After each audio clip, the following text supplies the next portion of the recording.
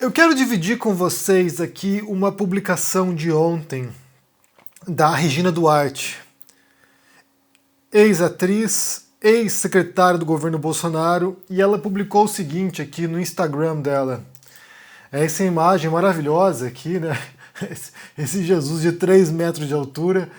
E daí ela diz o seguinte aqui, olha. Me disseram que é fake, mas eu não acreditei. É vero. Pra mim é vero. E daí hashtag aqui Deus acima de tudo, hashtag presidente Bolsonaro, hashtag fé, amor, amor à pátria. E aí mostra uma cena aqui, né, do Bolsonaro saindo do hospital, depois de estar entalado com o camarão que ele comeu, ele saindo do hospital e Jesus segurando na mão do Bolsonaro. E ela diz aqui que ela sabe que é verdadeiro isso, né? Que Jesus está acompanhando o Bolsonaro, que Bolsonaro está, sabe, na companhia do nosso Senhor Jesus Cristo. E aí eu fico pensando, né? Várias coisas, na verdade. Eu penso várias coisas e eu quero usar essa foto aqui, essa imagem publicada, para a gente poder refletir sobre alguns aspectos. E o primeiro deles é, sabe, a destruição que a Regina Duarte empreendeu, se esforçou para isso, da sua trajetória, da sua biografia. Ela pegou a história dela, rasgou em pedacinhos minúsculos e jogou no lixo. A gente já falou várias vezes sobre isso aqui, né? Quando ela topou participar do governo Bolsonaro, se tornar secretária da cultura do governo Bolsonaro, ela fez isso. Ela apareceu em entrevistas bizarras, ou seja, foi alguém que simplesmente destruiu sua reputação, destruiu sua carreira. E aqui a gente pode pensar em outros momentos históricos, né? Claro, resguardando as proporções, porque a gente fala de guerra, mas governos fascistas e nazistas, que nessas circunstâncias, os colaboracionistas desses governos ficaram marcados para a vida inteira. Pessoas que, sabe, perderam suas carreiras, suas trajetórias, que destruíram o seu nome porque colaboraram com governos totalitários, autoritários, ditatoriais, que massacraram a população. Então, a gente percebe que em alguns casos aí esse vínculo com governos com o perfil do Bolsonaro vai marcar muita gente vai ficar estigmatizada como colaboracionista de um governo genocida. Então, primeira coisa, né? A segunda coisa tem a ver com essa associação, né, com essa imagem de Jesus segurando a mão de Bolsonaro. E aí, mais uma vez, eu sou obrigado a parar e me indagar, né? Onde é que essas pessoas encontram nos evangelhos, na Bíblia, né, nos relatos da vida de Jesus, onde elas encontram qualquer tipo de relação ou de vínculo de Jesus com a mensagem violenta, intolerante, assassina do Bolsonaro. Porque, sinceramente, eu não acho que as pessoas estejam lendo a Bíblia. Não é possível, não é possível. Eu estou relendo agora, né, mais uma vez, eu li várias vezes os Evangelhos para poder escrever meu livro sobre Jesus, né, que inclusive está aqui o livro aqui, olha, O Rei dos Judeus, que é um romance histórico sobre Jesus. Eu li várias vezes os Evangelhos, li vários livros de história de Jesus, li várias referências sobre esse assunto, e sinceramente não há, na minha leitura pelo menos, não há a menor relação entre Jesus e Bolsonaro. O Bolsonaro é o antagônico ao Jesus, né? A mensagem do Bolsonaro, ela é em oposição à mensagem de Jesus. Então, sim, é uma ofensa vincular a figura de Jesus, que era um pacifista, que era alguém que pregava amor ao próximo, que era alguém que pregava a tolerância, dar outra face, sabe? Alguém que pregava a abnegação, que pregava sacrifício. É uma ofensa, e isso nem sequer sou cristão, é uma ofensa associar Jesus a Bolsonaro.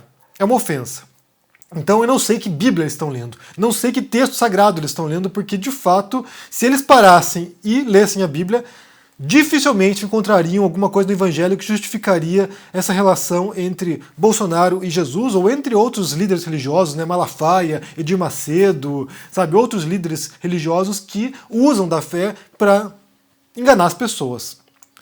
E daí, um outro aspecto que vale também mencionar, que é importante, é esse uso da fé, né? Essa instrumentalização da religião para fins políticos, para fins de poder.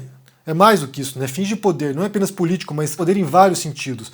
E daí, ontem eu ouvi um filme bem interessante que se chama em inglês Ágora, que em português saiu como Alexandria. É um filme dirigido pelo diretor espanhol Alejandro Amenábar, que tem como atriz principal Rachel Weisz.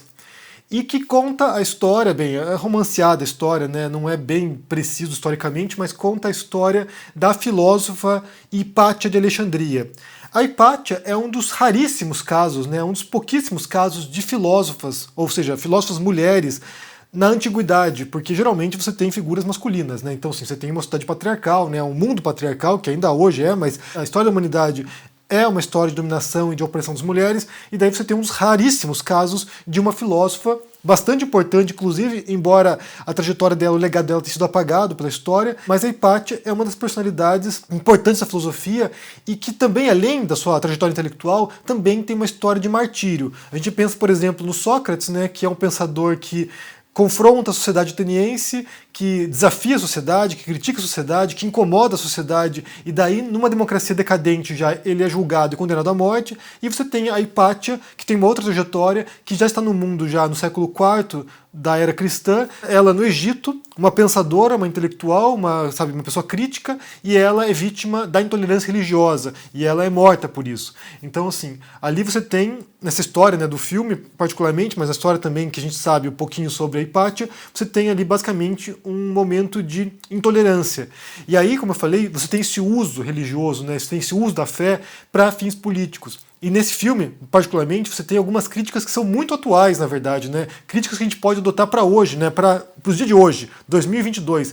Porque ali você tem o Império Romano, já adotando oficialmente a religião cristã, e daí há uma pressão da população, há uma pressão de que os líderes e as pessoas famosas, as personalidades, os intelectuais, se convertam ao cristianismo. Então sim, você tem essa tensão, né? Essa tensão de uma pressão coletiva para a conversão. E a Hipátia, como uma livre pensadora, ela se recusa a isso. Eu estou dando spoiler do filme aqui, mas embora não seja spoiler, porque isso é história, né? História clássica, antiguidade, aconteceu no século IV.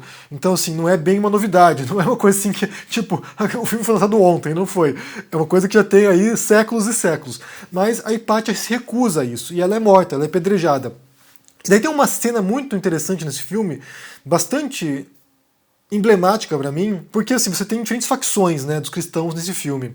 E aqui também vale mencionar porque assim, a gente tem que pensar que essas religiões monoteístas, ou essas grandes religiões, né, que têm bilhões de seguidores, elas não são monolíticas, né, elas têm diferentes forças atuando ali, tem forças mais progressistas, tem forças mais libertárias às vezes, tem forças reacionárias, tem forças retrógradas, tem forças obscurantistas. Então assim, não é uma coisa, um bloco único, tem forças distintas atuando. E não é apenas o cristianismo que tem forças obscurantistas. Outras religiões também adotam isso, muito antes do cristianismo, inclusive. Mas você tem ali um grupo fundamentalista, religioso nesse filme, que quer usar a religião para silenciar as diferentes vozes e para dominar a política local. E você tem forças mais moderadas, vamos dizer assim, né, dentro do cristianismo, que compreendem que aquilo ali é um perigo. E daí um dos bispos mais moderados, que havia sido discípulo da Hipátia, ele chega para ela e fala o seguinte: olha só, Hipátia, você vai ter que se converter. O cara aqui, o fundamentalista religioso, ele tá atrás de você, ele quer te pegar, ele quer te destruir, e se você não se converter ao cristianismo aqui, se você não se tornar uma cristã, o bicho vai pegar. E daí ela fala o seguinte: olha, você, aí, bispo, né, como cristão, você pode questionar sua fé? Você pode pôr em dúvida aquilo que você acredita? Ela, eu acho que não, né? Eu suponho que não. Porque a fé é isso, a fé é você acreditar sem provas, a fé é você acreditar apesar das evidências contrárias. E daí ela diz o seguinte: olha, eu como filósofa, a minha função, o meu trabalho, a minha existência depende da crítica, da dúvida, da indagação. E é claro que a consequência para ela é nefasta, né? Então, assim, a consequência para ela é a morte. Então isso vale, como disse, como advertência, porque de fato a gente está no momento que você tem forças que vão nesse sentido, forças fundamentalistas, forças que estão pressionando para uma certa hegemonia das ideias, para que você não critique, que você não questione, que você não põe em dúvida, e que usam da fé, como vocês observam nessa imagem aqui, usam da fé para manipular as pessoas e manipular o jogo político também. E há um outro elemento desse filme bastante interessante também, que tem a ver com o espírito científico, né? Com o método científico. É claro que a gente fala da Hipátia aqui, que é um período pré-ciência moderna, então assim, é uma proto-ciência, mas mostrando o trabalho dela, né, intelectual, de tentar encontrar as respostas. Então assim, observar a realidade e a partir dos dados da realidade extrair as conclusões. e não o contrário, e não adotar uma visão já dogmática, pré-concebida, para encaixar depois os eventos, os fatos naquela visão, que é um erro, na verdade, né? Isso é um erro na religião e é um erro também em vertentes filosóficas ou, sabe, de conhecimento que são dogmáticas. Então, assim, você já tem a noção pronta e você tenta encaixar a realidade naquela sua visão. Isso é um erro. A gente tem que estar, sabe, a serviço dos fatos, das evidências do mundo real. E daí, a partir disso, extrai as conclusões. Então é bem interessante. Quem não assistiu ainda, recomendo que assista. Eu assisti aqui, sabe, um pouco em dúvida, assim, um pouco com receio, porque esses filmes históricos nem sempre são muito bons, né? Assim, às vezes tem umas viagens, mas apareceu para mim várias vezes nas recomendações dos filmes aqui, até que enfim fui assistir. Então, serve como advertência, de fato. Como eu falei, é algo bastante atual, é uma discussão bastante contemporânea, que embora historicamente isso venha, né, de tempos em tempos, esse tipo de embate entre forças obscurantistas e forças de esclarecimento, vale assistir para ter uma visão de como isso já se deu e como quem se põe na posição crítica, quem se põe na posição de reflexão, quem se põe na posição de dúvida, de dar um passo para trás e observar a realidade, muitas vezes acaba sofrendo as consequências disso, principalmente se essas forças obscurantistas vencerem. Mas, como eu falei, para mim é um absurdo, é uma ofensa que tentem vincular aqui o Bolsonaro a qualquer figura religiosa, não apenas Jesus, né? Vincular algum tipo de santidade, porque esse cara aqui é uma aberração, esse cara aqui ele é o anticristo. Como eu falei, eu falo aqui de uma perspectiva de alguém que não é cristão, mas que já leu muitas vezes o Evangelho, jamais encontrei qualquer tipo de, sabe, trecho ali, versículo que pudesse servir de referência para compreender essa extrema-direita moderna aqui que se apropria dessas visões religiosas para o seu próprio benefício. Eu quero saber de vocês o que vocês pensam sobre essa publicação da Regina Duarte aqui. Primeiro sobre como isso, né, vai impactar na recordação dela, porque ela já está no fim de carreira. Então, assim, como no futuro vão lembrar da Regina Duarte, eu acho que vão relembrar como colaboracionista, como alguém que vendeu a alma pro capeta. É isso que eu acho que vão pensar dela. E também sobre o uso que essas pessoas fazem da religião, né, instrumentalizando a fé, instrumentalizando os evangelhos, a Bíblia, para propósitos políticos. E como isso é perigoso. E como isso é perigoso para quem se opõe, inclusive, a isso, né?